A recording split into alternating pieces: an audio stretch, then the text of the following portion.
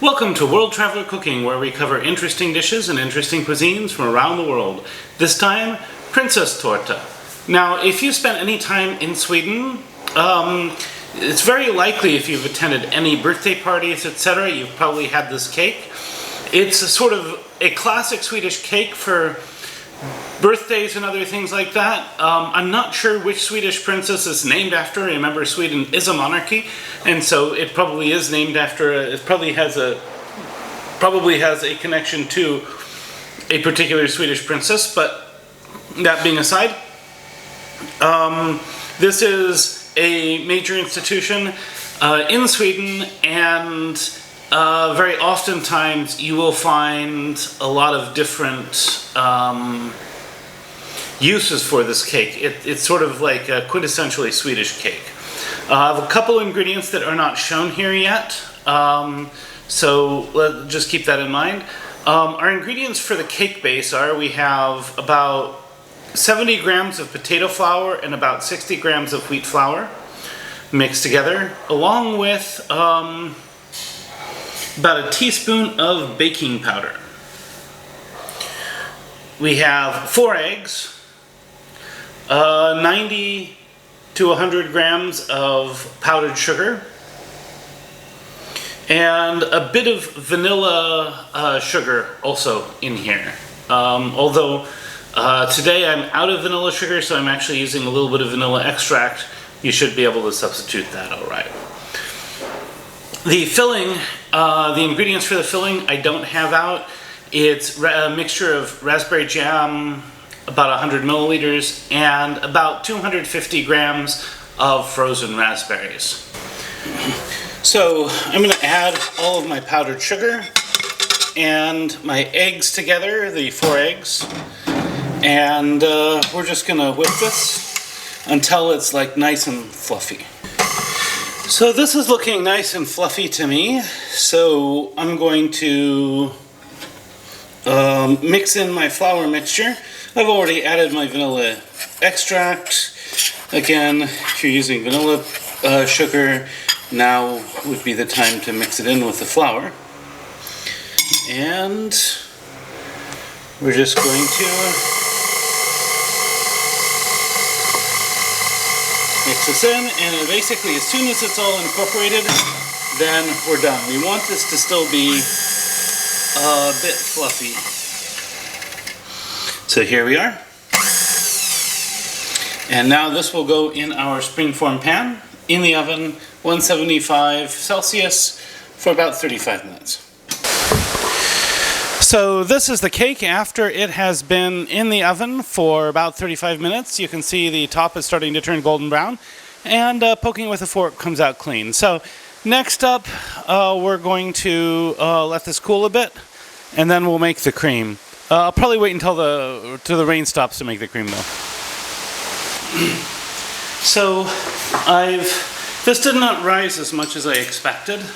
Not 100% sure why. It could be the humidity even.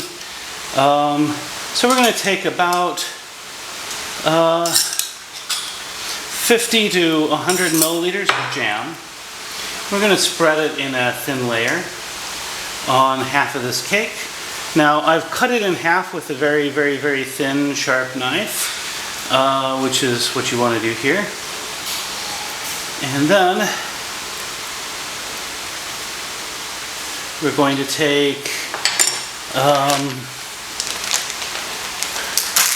about 1/4 kilo or half a pound of frozen raspberries, and we're just going to sprinkle them on top.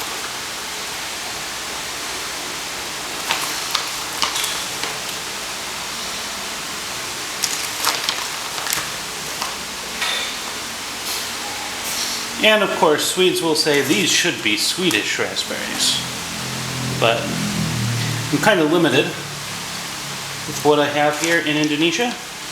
But we'll get a nice layer here, and as these thaw and compress.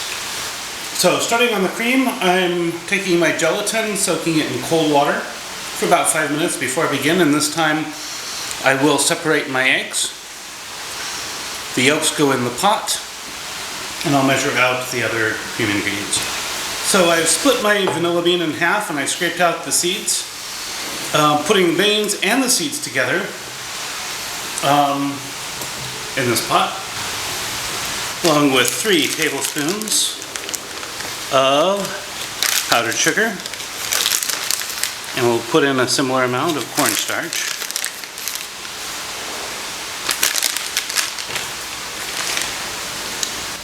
Now we're going to heat this up at a medium heat while whisking, and we're going to wait until it's thickened and the first bubble is formed, and then we'll go on to our next stages. Look at how thick that's becoming. Just going to keep whisking that. I think we're now ready to turn this off. So at this point we're going to make a stabilized whipping cream, and so we're going to whip this until we have soft peaks. Then we'll add some sugar, a little bit of sugar. I'm going to add some vanilla and cream of tartar. You can use gelatin. There are some other options you can use. Now that things are a bit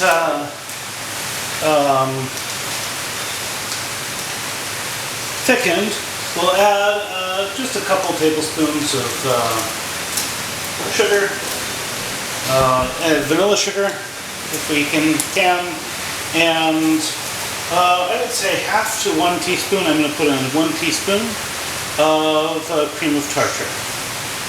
That's to stabilize this. We'll come and continue beating this, and then we'll be back. So here we have a super thick, super stable cream. This should last for a few days. So now I'm going to start, kind of like with a pavlova, building kind of a wall along the outside. And then I will mound this all directly on top to form a nice dome.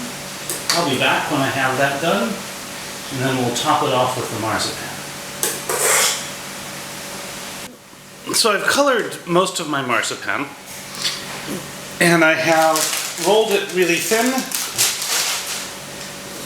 to approximately 2 cake diameters out. I still don't know if it's big enough, but we will find out. What we're now going to do is with our hands, yeah, this is going to be fine. We're going to layer it around like this, and then we're going to just shape it, working it with our hands up against the, we want ideally something without wrinkles, but that may or may not always be possible. And of course, because I made this overly, that's not going to look so great, but, well, what are you going to do? And then, we're going to, once we have this nice, here we'll trim this around with a pizza cutter. So normally this is topped with pink marzipan roses, but again I couldn't find any good pink food coloring, and even this green is not quite the right green for this, but it's the best I can do here.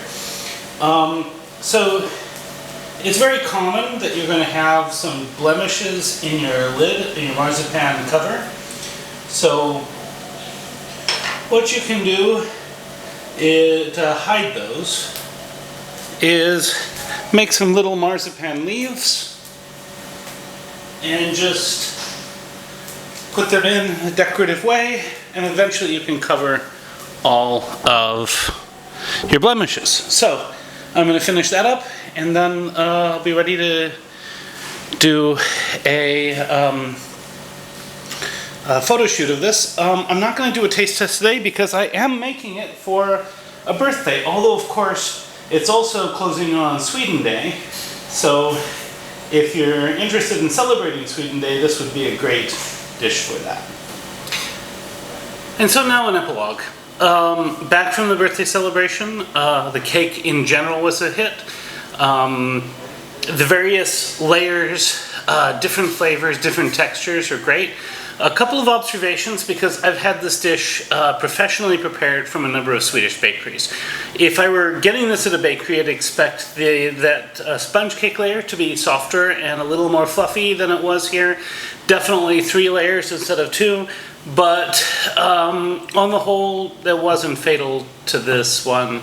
The combination of the jam and the frozen raspberries was really good, and the amount of frozen raspberries just made this dish amazing. I would say on the whole, this was as good as any of the ones that I've had from bakeries in Sweden.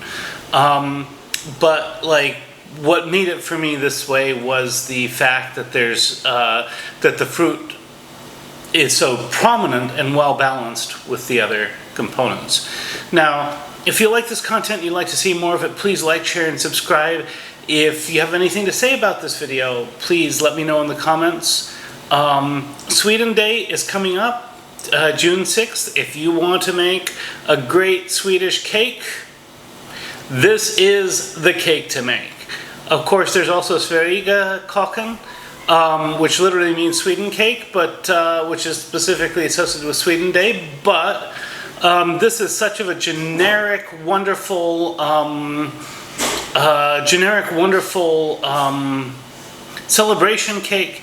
Definitely, you should make it, and you should make it whether it's for a birthday or for Sweden Day. So, recipes in the description. Love to hear from you. Bon appetit. See you next week.